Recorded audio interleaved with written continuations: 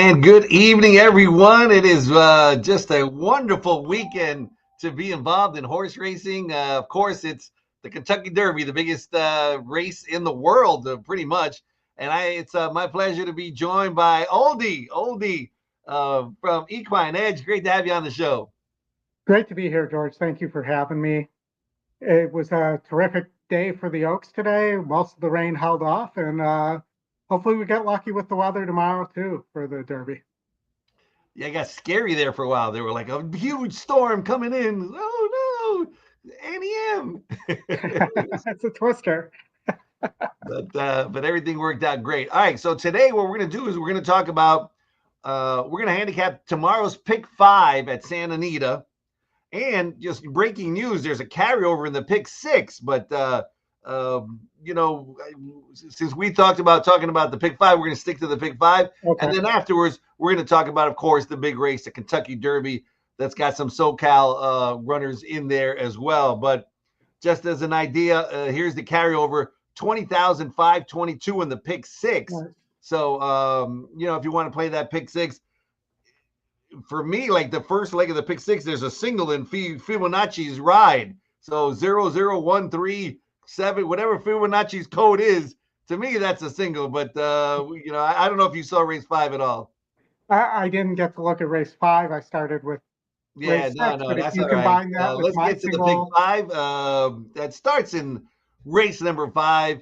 And, of course, it's one of my favorite bets by far. It's not even close. I love it, and hopefully we'll be able to hit it. All right, so let's start. I gotta put my glasses. I'm getting oldie. I can't see. So let's start with race number 6 that kicks off the big 5. You put a ticket together. We'll get to that ticket, and I put a ticket together as well. I think yours is 120. Mine's 96. So pretty much the same thing. Yeah. Let's start race number 6. It is our feature race of the day, the Charles Whittingham Grade 2. Really nice race, going 1.25 miles. How did you see it, Oldie? I thought this race could be pretty chalky. I had the 7 on top, and that won a Grade 2 and a Grade 3, probably the most classy horse in the field, gets Barrios to ride. It's our top pick and our top win percentage, so it matches a couple of our algorithms there. So I thought you could think about singling the 7 horse there as well, which for your pick 6, if you started off double single, you'd be in pretty good shape. Yeah. If you were thinking about that pick 6 carryover. But, I also thought the 3 City Exile, for D'Amato, who shows up pretty well on our race sim, and is our second pick there, might have a little bit of a look, but needs to improve for sure to compete with the 7, as well as the 4 Maltese Falcon, who moves into the Papadromo barn. He's 28% off the claim, but this is a pretty decent move up in class from conditioned allowance optional claiming to a Grade 2 here. All right, so as you see, Oldie's pick 5 starts with 3, 4, 7, 7 being the key, and maybe a lot of people could possibly be signaling him, no question about it. I'm using almost your same exact numbers, except I'm adding a runner. And I'm not using Maltese Falcon. Obviously, the 7 in my eyes, Ati Talang, if he runs that last race, he's going to win. Hector Barrios, one of my favorites, running on the grass. He's just so solid. And he certainly can win this. But word is that City Exile has been working really, really well. I got a couple of different workout reports that say that City Exile is fantastic. And Pereira won a race today, so I definitely want to use him. And then since I really love the Thoroughgraph numbers, something I use all the time, Thoroughgraph, you can get them at thoroughgraph.com. I think the 2 and the 5, they, although, the 5 doesn't have that kind of class, he certainly has run some strong Thoroughgraph numbers, as good, if not better, than some of the others in here. So at 8-1, I'm throwing him in, and Dicey Mochara I just remember him running well a lot. He runs well a lot, so I'm going to be using him. All right, let's move to race number 7, and I'm going to start it off. And I tell you what, of the runners that have run, I guess Proud Racer is good, but he had to dip to maiden claiming to get that almost victory. Now he goes back up to maiden special weight. I don't like that move at all. Go Prancer, certainly the motto, and then gets first the ultimate equipment change. He could win, but I'm looking for a new face to win this. So I'm going to use 2 runners in here. In my pick 5, I'm going to use the 2 Legal Moose, who Hector Palma wins a lot of races, and he does well with his first time starters. But my top pick is Jeff Mullins' charge, Subic Boy. Mullins wins like over 30% with his first time starters and a 5.32 ROI. It's just ridiculous. He's got his last 2 workouts to me were good enough to have him fit and ready to go. So I'm using the 2 first time starters there in race number 7. How did you see race 7? Almost exactly the opposite of you here. Yeah, the system didn't like either first time starter there. I can tell you why. Our breeding number, the GSR, thinks that neither of those horses are bred well enough to win a maiden special weight. As well, we also think Go Prancer, who I did use, belongs on the turf and isn't going to perform well on the dirt here. But my top pick there is Papa Loves Vegas, but I spread here from the basically using the 1 and the 5 through 8. So Papa Loves Vegas is our top pace metric here. And as you know, pace is very dangerous at Santa Anita, especially on the dirt. And, I think this horse has a big shot to go gate to wire. It's also 8-1 on the morning line and 5-1 on our E morning line. There. Oh. And, to highlight a couple others, since you talked about Go Prancer and Proud Racer, Silver I Am for D'Amato, I think has a big shot there as well at 8-1, so decent prices. And Day at the Track, I thought had a little bit of a long shot look. He's moving up from 50K maiden claimers, but it does have a good number at the distance for us, coming off the layoff, and Ellis is 17% off the layoff, so he usually has them ready to run. So, between that and it also came up as our long shot there. All right, so this is what horse racing is all about. I'm using the 2 and the 3, and Oldie's using everybody except the 2 and the 3. This is beautiful. I love this. All right, so we're not going to hit this pick 5 together, but I have a feeling one of us is going to hit this pick 5. Moving on to race number 8, and this is a highly competitive race. I'm using a lot, and I see there that you're using them all. Is that right, Oldie?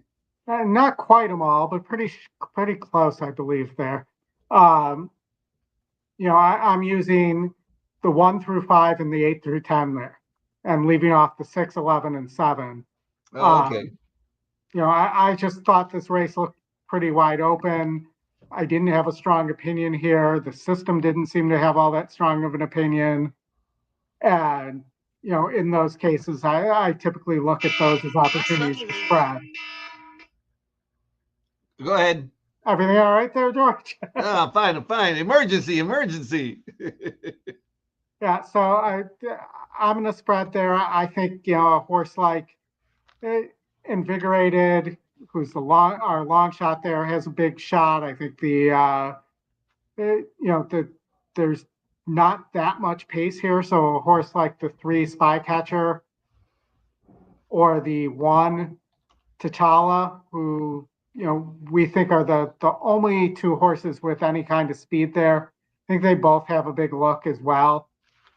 And I'll mention one other, the 8 El Ray for Palma, winner of 2 in a row, and then tried to go 10 furlongs. I think may have been just a little too long. Just missed there though, and we lost by 1 in 3 quarters lengths there. So, I think that that horse might still have a big look here and was not outclassed at that level. I think maybe just went a furlong too long there. All right. So which are the ones that you're not using? 6, 11, and 7. 6, 7, 11. All right. Just to be clear there. And talk to me before we move on about equineedge.com. So Equine Edge, Equine Edge. It is AI and predictive algorithm based horse racing system. So you buy a subscription, you get every track that Equibase covers. So if it's in Equibase, which is, we basically have it. So if you want to play a 24 furlong jump race, we have it. If you have it? Play Santa Anita, we have it. And there are, counting our ticket generator and everything else, that there's over 15 algorithms that you can use to help you identify horses. And instead of using speed figures, we're trying to use predictive algorithms to predict the outcome of the race instead of you having to compare speed figures.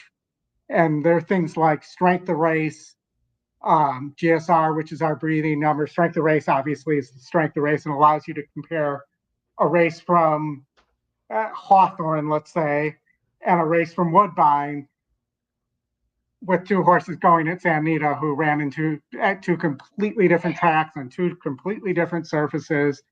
And the GSR breeding number lets you look at how well a horse is bred, whether it should be good on turf, whether it should be good on dirt. And it goes back three generations of a horse's family looking at the results there. And then we have our simple win picks algorithm as well as the win percentage. And none of the algorithms know about each other. So you get independent results within each algorithm as well. All right. I know I've known Scotty for many years, and you guys do a wonderful job. I highly recommend Equine Edge, and I know Tyler, who I work with in the tournaments, loves Equine Edge, and we talk about it all the time. So anybody watching, please, you would do yourself a favor to get involved with Equine Edge. Just fantastic stuff there. Yeah, and I think we had something like 7 first picks win today at Churchill. Wow, that's great. Yeah. Wow. All right. I am in my pick 5. I also feel it's a spread race. I'm using 2, 3, 4, 8, 9, 10. The 4 Mega Yacht. I think he's got a big shot. He's got some nice thoroughgraph numbers. I love the thoroughgraph numbers, and you can go to thoroughgraph.com. It's almost exclusively use those. He's got some on his PPs, some really fast races, and he's 15-1. Coalinga Road, also number 9, has got some sterling numbers. So you don't want to leave those out of your pick 5. And again, I'm using 2, 3, 4, 8, 9.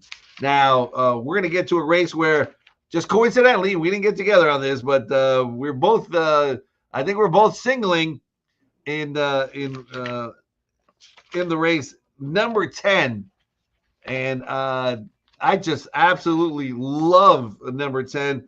I write in the program every day my picks and online, and Majestic Palisades to me is an absolute standout. Class, he's taking a drop, and it's okay because they just couldn't get a win. You got to get wins. His thoroughgraph numbers tower over the rest of the field. A super workout on April 28th, and ran against Maria Tallchief, who runs earlier today. So maybe, in that workout, just dusted Maria Tallchief. So if Maria Tallchief does well, I feel even better about Majestic Palisades. I just think it's a slam dunk. I love the trainer. He's one of my favorites, and single for me everywhere. Yeah, so I couldn't agree with you more. Majestic Palisades with the Equine Edge system, top pick, top win, top GSR, and top SOR in terms of the races that Majestic Palisades is running. Those combinations win 54% of the time. Wow. When you see those combinations all together in our system. And as well, we show this as a big class relief as well, because the strength of race of this race that's going to go off tomorrow is 8 points in strength of race of a drop Wow. compared to that maiden 40 for us. So, and on top of that, I haven't mentioned this yet, but wins our race sim by almost 2 lengths as well. All right. There is your ticket, singling the 10. And then when we get to the last race, you got just two runners, the 1 and the 10. That's a really, really, really nice price. Tell me about those two selections. All right. So the 1 thermal, top pick, top pace there. And, my concern and the reason I didn't go double single here is thermal just seems to not be finishing off races. And, I think she has a big shot there to go gate to wire and to win this race. There's not any other significant speed in this race. We have her with a 25-point pace advantage over the next nearest horse. But I was a little concerned about that 62 strength race level, whether it's been going down the hill or flat, that she just hasn't been able to finish off races. So I went elsewhere, and the 10 horse, Tam's Little Angel, has actually 2 wins against similar, one down the hill, one going straight. And this horse has just found a way to find the winner's circle. And then last time went into a stakes race against a much better group than this one going down the hill and wasn't good enough. But I think the drop here back to a condition allowance optional claiming non-winner of 1 is just what the doctor ordered for this horse. And at 8-1, how can you turn down that price in a pay like that?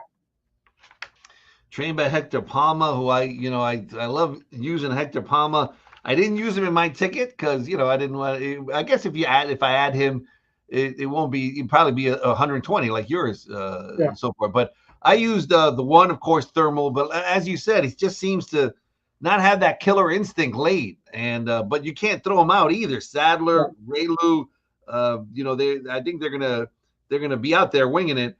But I use some other ones. The 4 Entrepreneurship invades here from Gulfstream Park, has never tried the turf. It's not necessarily bred for the turf, but the thoroughgraph numbers are actually by far the best, even though they were on that synthetic, and that synthetic transfers well to the turf, I think. So I'm really scared of Entrepreneurship. Has the best thoroughgraph numbers, and I think might do okay going from that tappeta surface to the grass. Sweet Gal of Mine every now and then throws in a good race and strong workouts, and has been facing Keeneland competition, tough Kentucky competition. Might like this competition. And Andiamo Ragazza, who almost won the race where Thermal had the lead, really impressed me with a strong late kick. So I'm using him as well. So there's my ticket, $96. Oldies ticket, $120, and hopefully we'll be able to do some damage. And don't forget that carryover in the pick 6, really a nice carryover in the pick 6 of over $20,000, $20,522. All right, let's talk about before we go the big race, Churchill Downs. The Kentucky Derby, everybody and their grandmother wants to put a bet down on this. It's like people who I've never talked to him all year call me, "Hey, George, who do you like in the Kentucky Derby?" Right? Yeah. So, George, who do you like in the Kentucky Derby? All right. Well, the more I looked at it, the more it's one of these fluid things. Like initially, I really liked journalism, but the more I heard, the more I read, the more I delved into it, I decided to go with number 1, Citizen Bull. Citizen Bull is going to be my top pick, 2-year-old champion. And according to what I heard from Bob Baffert, is he wasn't fully cranked up for the Santa Anita Derby, but he's fully cranked up now. So to me, he's the wise guy colt. He's only got one way to go. They're going to send him from the rail. There's no chance of him getting rated. He's going to the lead. and that's my top pick in the race. Who's your top pick? You're not going to believe this, George, but we've already done our preview show. I'm already out there. If you look at my Twitter account, you'll see hashtag Team Bull, and that's Really? yes. I had no idea. I said, I didn't know. I was Wow.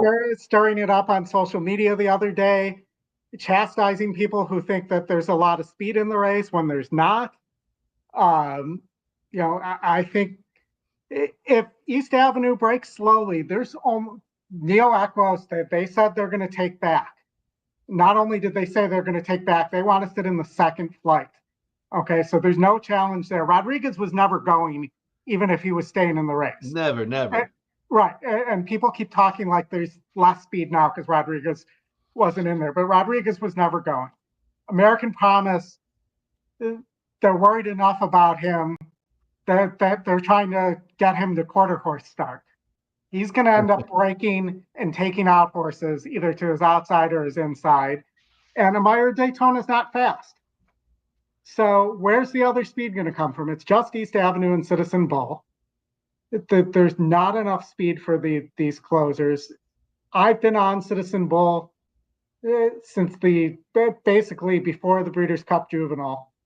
I'm not going to move now. Journalism's my second choice. I have, it's really for me the two West Coast horses. The wet track bothers me a little bit there. I also think that the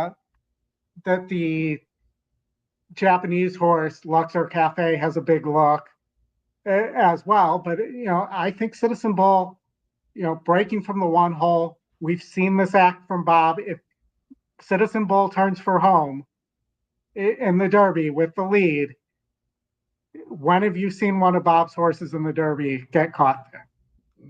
No, they find more. They just seem to find more. And he's run it was earlier this week, but he had run Citizen Bull 22 furlongs in 16 days. The horse is fit. It needs to keep working. He talked about how the horse wasn't fit and also needed a race. Right. And needed the race for fitness.